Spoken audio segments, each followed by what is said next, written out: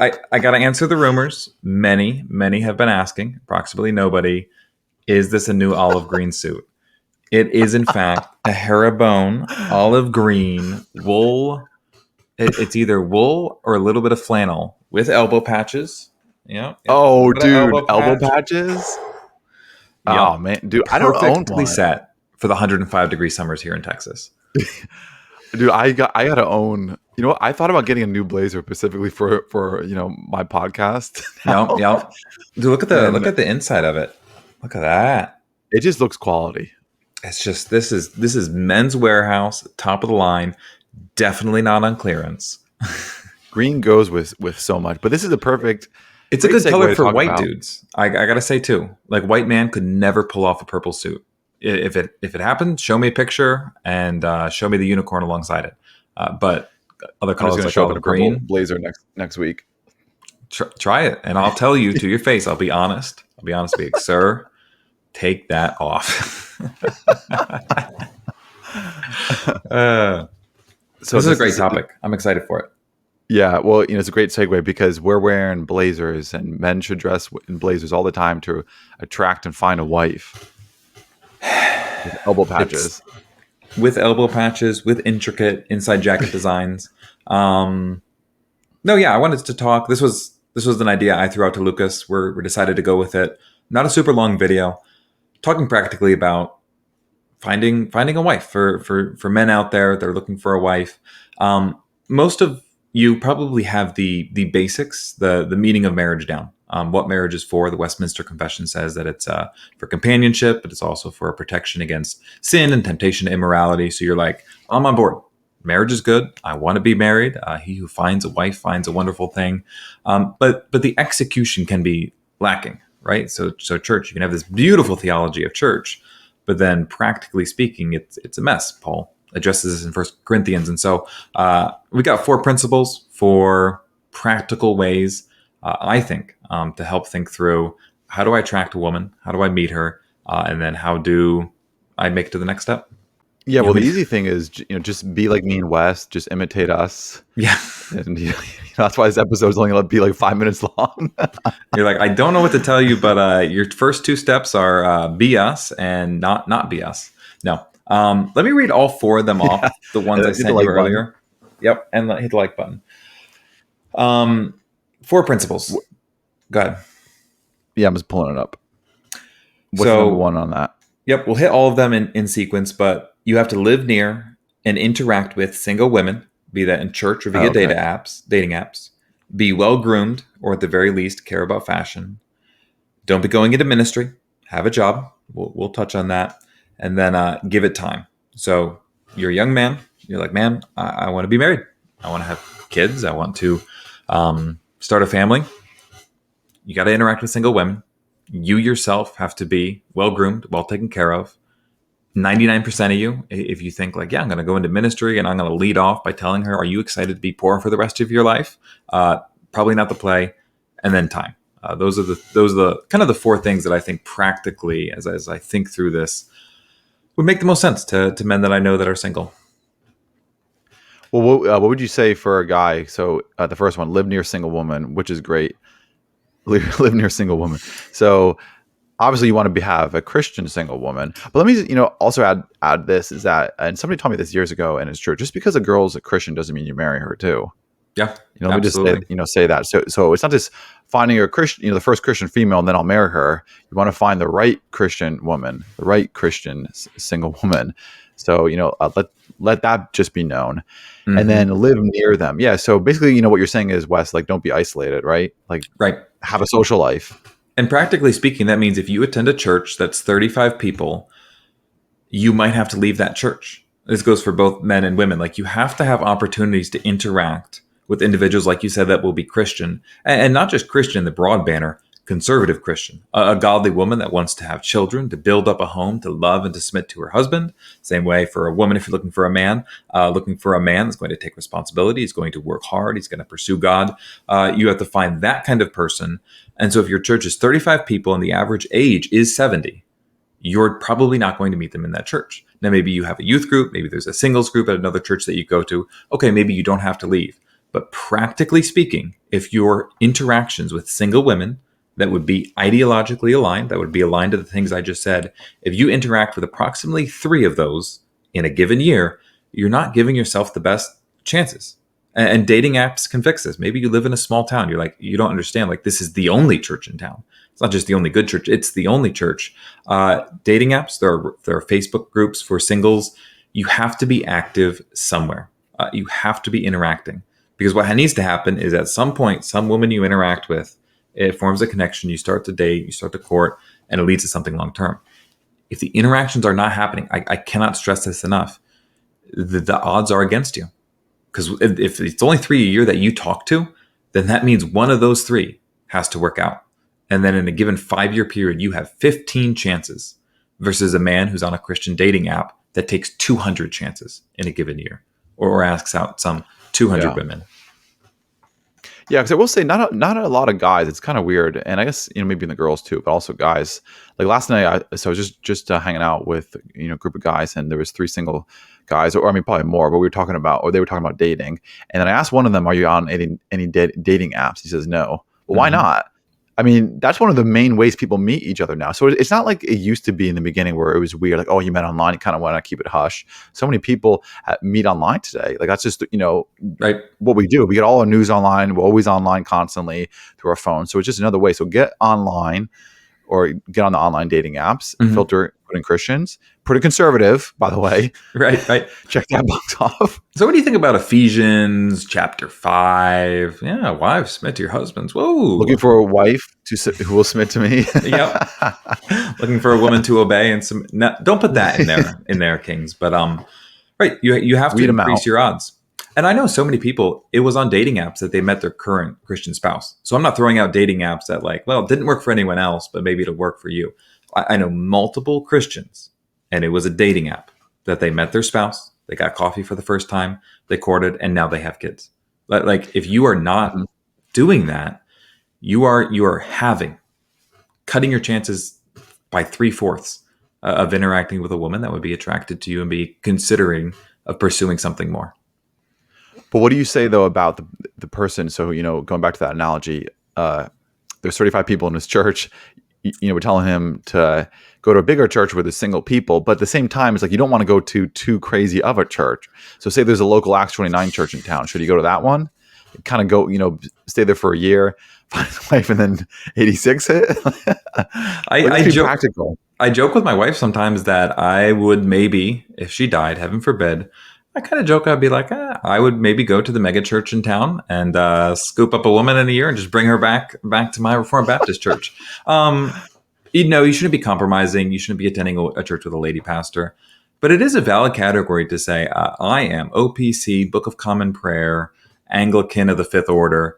But to say, I also recognize that is 15 people. And there's this church here that's a MacArthur type church. Like John MacArthur's church, Grace Community, has a 20s and 30s group that's around 2,000 people.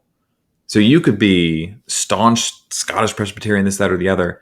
But if you live in the region of John MacArthur's church, it would be permissible for you to say, this is my conviction. You know what also conviction I have? I would like to start a family. Not setting aside, again, primary doctrine or compromising on a church to a significant degree, but just recognizing what you need to do. I need to interact with women. I need to interact with single men. I think that's permissible. But yeah, definitely. Acts 29. Increase your odds. Because the type of woman that would go there would probably be the one that would destroy your home. Picking the wrong woman will destroy your home. So it's not just find a woman, find a good woman who will build your home. Don't get that wrong. Well, I'm going to quote Andrew Tate. So not everything he says is good, but some stuff he says is good. And this is what he says is good, and it's good advice. He says, when you're trying to find the right woman to marry, you don't need to find the perfect woman, but you want to find the right blueprint. So is she the right blueprint? Because men lead and teach and influence their wives more than, well, I shouldn't say more, but equally the wife does too. The man will affect the direction of the home. Yep. Yeah, and teach her both theologically and everything. So if you find a woman that's a good blueprint through your leadership, she'll be even better. Yeah. So right, don't be idealistic. Like she's great on all these things, but she takes an exemption to Westminster Confession 23.4. Stop it, King. Correct. All right, point two. And then, yeah, I was gonna say, yeah. So be well groomed at the very least. Care about fashion. Yeah, look good. This might sound weird to say, "Oh, this is so superficial." It's not superficial. Look Mm-mm. good, and one of the best ways you can start looking good is working out. Yep. And I'm sorry, some of you, you're gonna watch this and you're gonna get to this point, and I'm gonna say this, and you're gonna turn it off. Men, if you cannot grow a good-looking beard, shave it or keep it very closely trimmed. I've been to a couple conferences this year, and there is an epidemic of men who think they can grow beards, and they cannot. And I myself, by a hair, almost belonged to that group. When I got out of the military many years ago, I should have been more clean shaven than I was. I was clean shaven until about a year ago. Yeah, your Couldn't beard grow did it. get better. It was patchy. It didn't connect up here. It was The hanging. neck beard, the stringy mustache. You got to shave it, King. I'm sorry. I don't know what to tell you. Maybe when you're older, you will be able to grow one, but it just doesn't look good to have a patchy beard that makes it look like you're a nerd and you work in the back room. You want to look like someone that could lead a presentation, take responsibility for a business, stand up in front of people and stand tall. And so just recognize, I need to get a haircut. I need to learn how to comb my hair. And I need to shave this with a pair of $15 clippers from Walmart. So hanging around me somehow rubbed off on you and gave you a better I beard. I You're think it not was there actually yet. the opposite way around, that like your beard as it beheld mine decided like I'm gonna fill out, I'm gonna get stronger. You credit where credit is due. You have some of the best beard genetics I've ever seen. Yeah, You have a I great beard. do. You're I like, I know. shave and 5 days later I have a beard. You don't understand.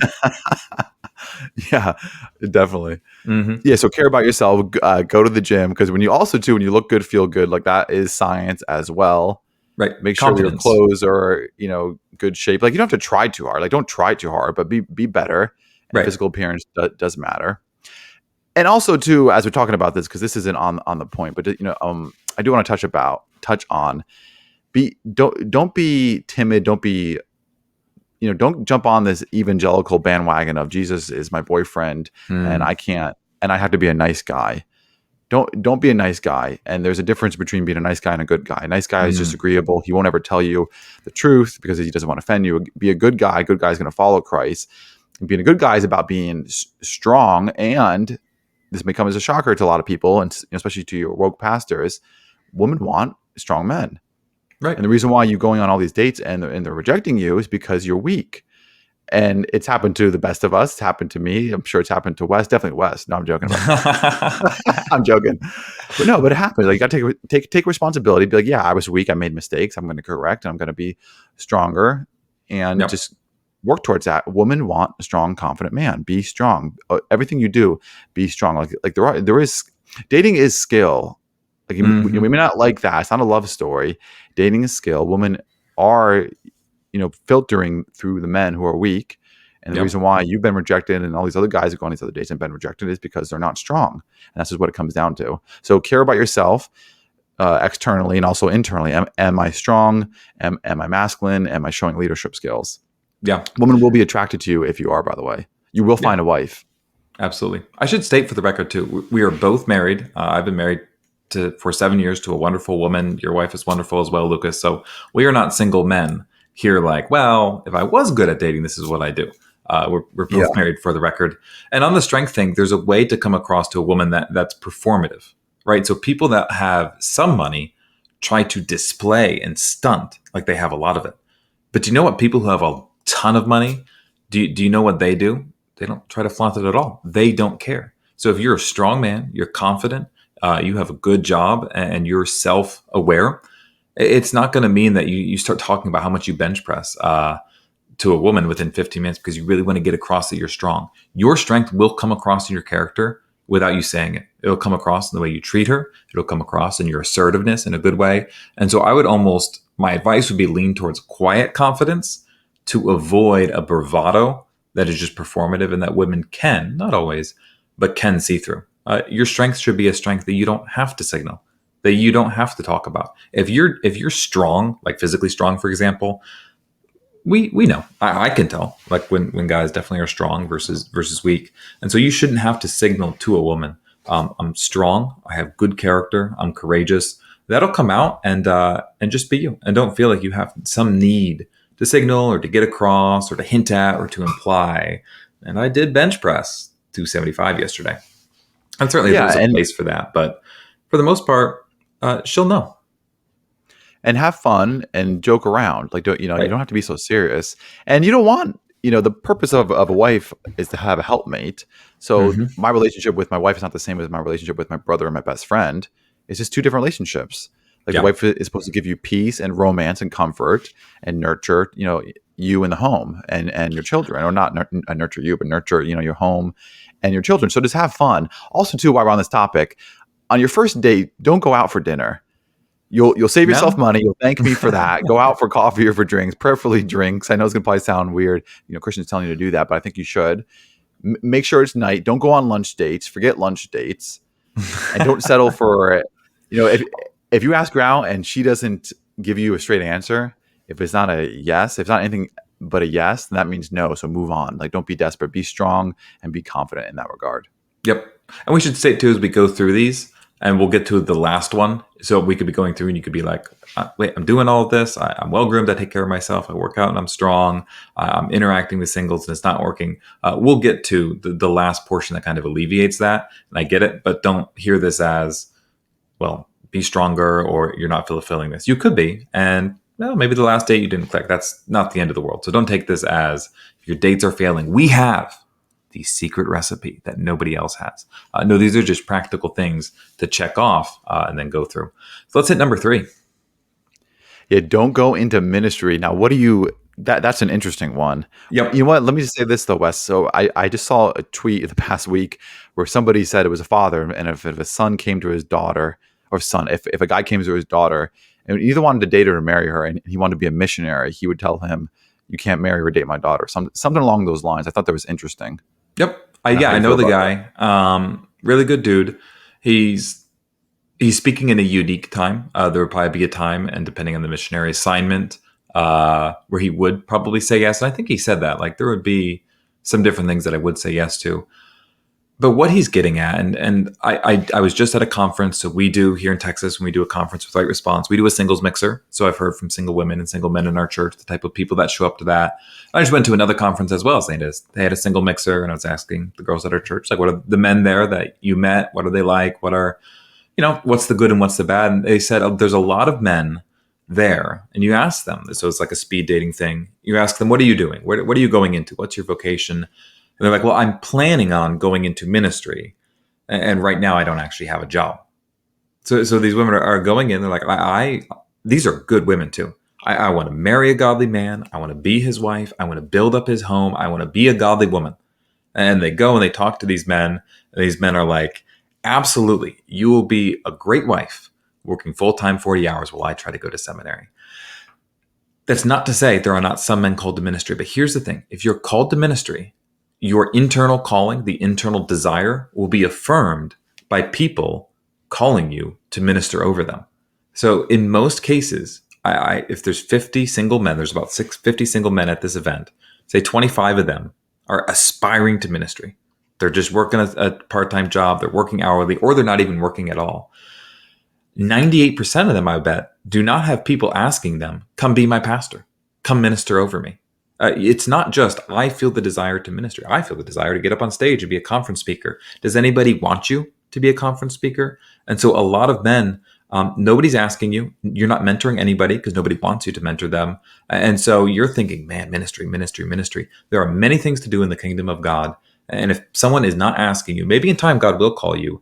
But for right now, you need to be working a job such that you can own a home, you can own your labor. Your wife could stay home and raise your children. You could afford a Christian education. You can care for your parents if they're aging. That's what I mean in that if you're single, especially, like you probably just need to be working and saving money. And eventually God will call you, because one of the qualifications for elder, I hold it to be, an elder has to be a married man, the husband of one wife. He doesn't say sexually chaste. He says the husband of one wife. So that probably is still in your future. So for right now, get a vocation and a skill that you can use throughout your whole life, instead of hoping and praying and begging God for 5 people to call you to pastor their church in Timbuktu. Yeah, so I would just say now where I'm at in my life, I'm 33 years old and I made mistakes in my 20s, financially. So one of the best advice that I can give men, and I still do, on top of the things that we listed, I do always say work out, have a Hmm. mission, something that you are working towards, and also as you're single, make sure you're pursuing a career where if you were to get married, you could support your wife full time. I think Yeah. that should be a good goal, especially with the time that we live in. Like I live in New Jersey, it is stupid expensive with everything. And I wish, man, like if I applied this 10 years ago, I would have been so much far further ahead. And on that note, too, I would also say, we talked about this in one episode. Don't don't feel like you have to go into seminary. And I mentioned that because it's so Yeah. dang expensive. Don't get $80,000 in debt. Don't get $40,000 in debt. It's just not worth it. Just try to work towards these things, and you will be further ahead. If you apply this, you will be further ahead. Like these are things that I learned that, man, like if I knew this then, like I would have been so much further ahead than where I Yeah. am now. And so apply it, No, and you will I be. I feel that. Like I know real people. This is not an abstract idea.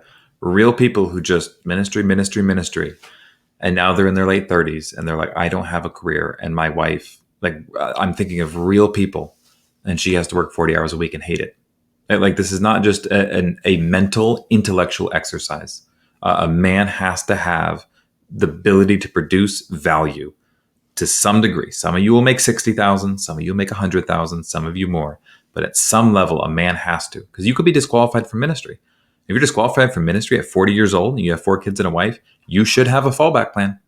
Like you really should. So there's no reality, I don't think, unless you're Jonathan Edwards, where you don't have some skill that you can do in the meantime till you're called and fall back on if needs be.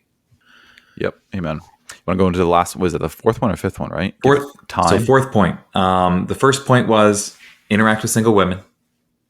Be well groomed, take care of yourself, go to the gym. Well, and just clarify, when you say interact, we mean have a good social life Yes. too. Yep. Just put it in practical terms. Have a good social life where you're meeting new people, hanging out with people, Yep. having Exactly. relationships with people that you can meet, Right. people, and just, the whole thing. Have a social potential to meet a woman. Be well Yep. groomed. Have a job. And here's the thing: you're like, whoa, whoa, whoa, dude, I'm doing all three of these. This is junk garbage advice. I have not been married. I've been at this for 6 months. It's going to take more time than that. And dating only has to work. Dating or courting, it only has to work once. I really didn't date any women before my wife. There are other people that dated 500 women. Hopefully not 500, but went on lots of dates. Me and him are both still married because it only has to work once. It's not sales. Sales, maybe you have to convert 10% of your calls. But when it comes to dating and comes to courting, all right, that didn't work out. And that didn't work out. And man, it's been a year. Well, here's the deal. You could go on a first date with 1,000 women and every single one of them says no. And the 1,001st says, let's do this again. And then you ask her out and again. And then in 6 months, you get down on one knee and you get engaged. That's the amount of times it has to work. And so apply these things, get better at them, get even more well groomed, get on social media, get on dating apps, go to a bigger church, grow in your vocation and make more money. Continue doing that a long time. I don't know men that are killing it in their early 30s or even in their mid 30s that are self controlled, good, godly men. I don't know the ones that have not been scooped up. And if they haven't, there is a reason. I'm not trying to tell you some of the reasons they could be right here. But if you haven't been scooped up, you might not be the catch you think you are. And you should fix that. Yeah. Yeah. You got to take responsibility. Like that's one of the key things of being a man. You have to take responsibility. You have to say, this is my fault and I'm not going to do it. And the good thing about being a man, you can turn your life around super fast within 6 months. And Mm-hmm. if you take responsibility and own it, people will respect you. You can say, yep, I blew my 20s. I Yep. was this person. I was that person. I admit I was wrong. Now I'm better. They will respect you. And you can do it so fast within 6 months. It's like you really do have the, I'm going to sound like a motivational speaker. You have the potential. You do, though. It's in within You really you. do. Like I know this one guy, he is a loser. He has no job, no career, not going anywhere, hasn't dated anybody in years. And it just bugs me because I know he has the potential. He could turn around within 6 months. You can Mm-hmm. start hitting the gym, start working towards a career, start going to church, hanging around people, having good social life, being strong and masculine. And within 6 years, within 6 months, he could turn his life around, and he could probably find a wife within a couple years, if not 1 year, Right. and say, hindsight 2020, I learned, from my mistakes, and this is who I am now. So be encouraged, really, Yeah. apply this and take responsibility. And like Wes says, if you're 30 and you're in this predicament, well, it's time to look in the mirror. Yeah. And just a word too, because there are men. There's some things women value that they shouldn't, but there are men that could say, "This is really easy for you to say." I mean, I'm 6'7", you're 6'5". No, just kidding. But I'm 5'4". No, I am 6 No, foot he's not. Wes 2 isn't and a 5'4". half. Yeah, No, I'm saying the guy watching this is yeah. I saying, know. I just wanted to this is clarify really that. easy for you to say, but I'm ugly. Like they're just, I don't know how to say it. Like I'm not the most good looking guy in the world, but like there are men that are short and they are ugly. I'll just shoot it straight with you. But here's the thing for men. Women are less tuned to looks. They do still care, but man, confidence. Like confidence.